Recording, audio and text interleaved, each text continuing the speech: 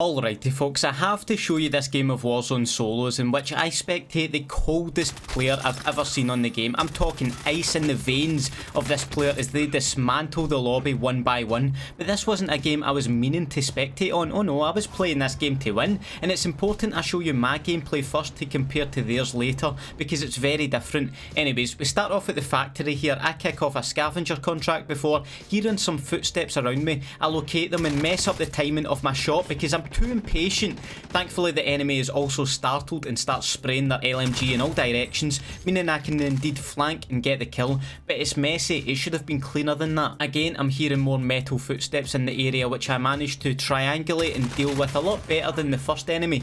We'll take it, and after getting my loadout I take a wee trip on over to Twins where I'm seeing a plethora of red dots on the map. Is that the smart thing to do? I don't know, but again, we're rushing things. Killing this player on the rooftop easy enough, and you can tell already I'm the kind of player who's hungry for kills. I'm like a bull to these red dots. Everything has to be done quickly, like these inaccurate snipes at the player on the bike at first and then the player on the roof. That's way too fast, and it's only when I slow things down I actually manage to get the headshot.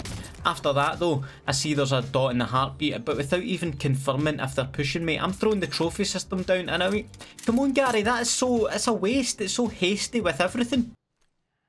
That's more like it. See how easy this can be when you slow everything down. Perfect snipes on that player there for the kill, but oh, here we go again, pure spamming the sniper as if you're trying to speedrun this game and lose all your ammo in the process. However, here's another example of what happens when I take my time to line up a shot and boom, dealt with. But yeah, I'm so frantic in trying to get the second kill that again I whiff my shot and the enemy escapes. There's no consistency here, mate. I'm not even including this kill in any category since it was with stopping power, but here is the finest example of decision making in this game, right? Watch this carefully. Bang, I get the easy snipe, but I missed the follow-up shot, and because I missed the follow-up, I rushed to go get the finish. Meanwhile, there's a third party pulling up on me, and now I'm stuck in no man's land and an easy kill for the other two players.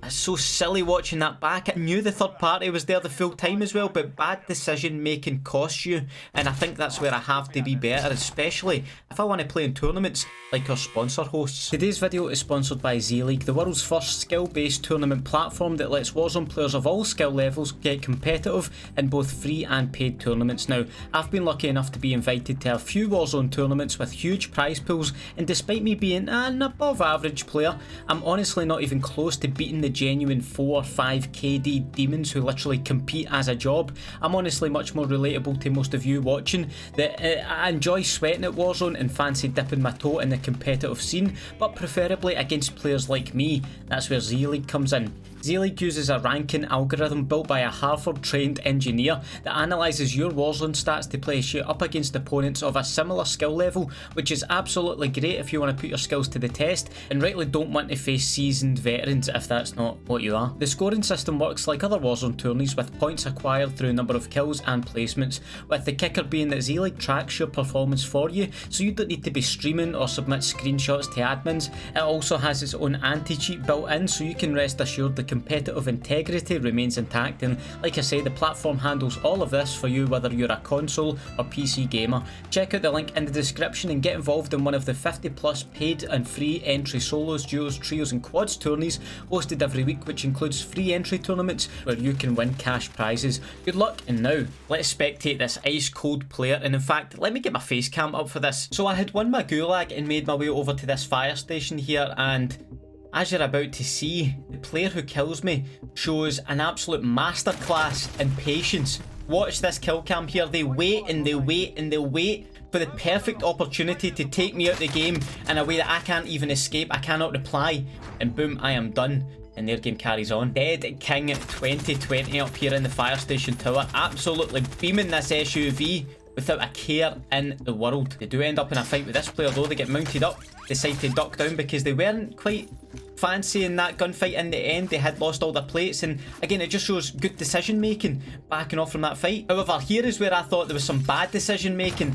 Some Semtexes are getting launched up here at Dead King, strips them of all of his plates. The gas is going to be pushing his arse in a second, pushing his arse actually across the runway, which is kind of terrifying.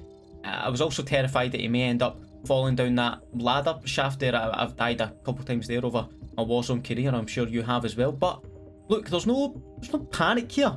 There's no worry. He's investigating where the enemy could be. Did catch a glimpse of him there. Little peek coming up here. Yep, just figuring out where the enemy is. Try to work the angles as well. I'm going to keep repeating it. Absolutely no panic, even though he takes a couple shots there and the gas is pushing in.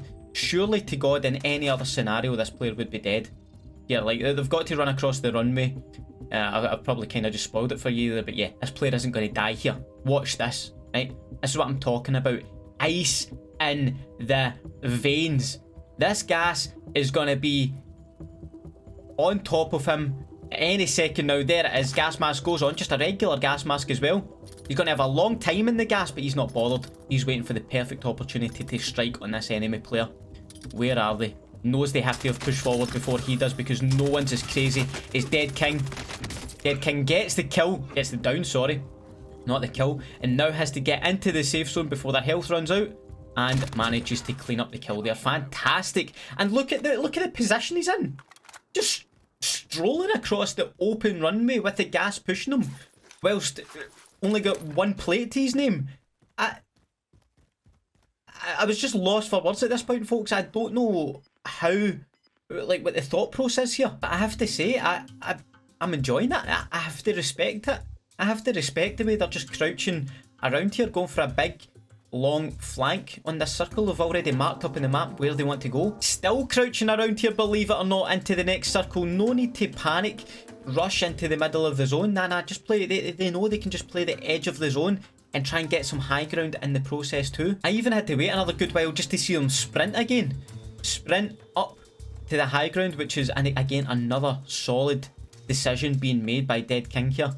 Comes up against a riot shielder, breaks his plates, the thermites go out. Again, no stress, no panic. This is light work here, even though he gets stunned. I mean, a lot of us, when we say a riot shielder, the stress levels do go up. And not for Dead King here. And without even a gas mask, he knows he needs these plates here from the player he just killed. So he takes a dip in the gas to get them. That's, again, fantastic decision making. Would the rest of us have taken that chance to go in the gas there? I don't know. And please don't think I'm being patronising here. I'm genuinely impressed by this gameplay. Dead King here is really showing you how to win a game of solos. Again, he's going to wait until this player is out in the open. Like, by the time he starts shooting, they cannot react to getting to cover.